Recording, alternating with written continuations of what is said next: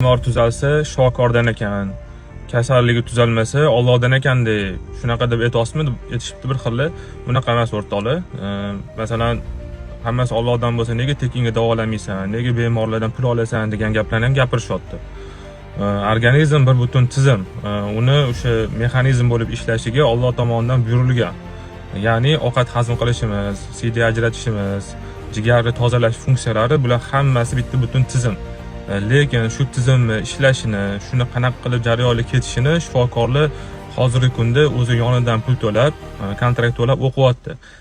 Bilim yaxshi olmagandan keyin, yetmagandan keyin даже chet elga chiqib, o'zini yonidan pul to'lab o'rganyapti, o'qiyapti.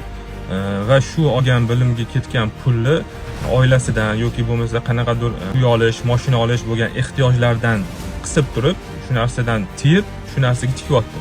Lekin shu narsani sog'lig'ini qadriga yetadigan, o'zini sog'lig'ini birinchi o'ringa qo'yadigan odamlarga xizmat ko'rsatish uchun, ya'ni agar bemor o'zini sog'lig'ini qadriga yetmasa, shifokor bo'tdan men yordam beraman deb turib maslahat bersa, dorilar beradigan bo'lsa, lekin bemor uni vazifasini bajarmaydigan bo'lsa, shifo bermaydi. Hech qanaqa natija ham bo'lmaydi. Shuning uchun bu pul, bu filtr. O'zini sog'lig'ini qadriga yetadigan insonlar kelib, o'sha shifokorlar aytganini qilish uchun va shifo topishda sababchi bo'lish uchun qo'yilgan narsa.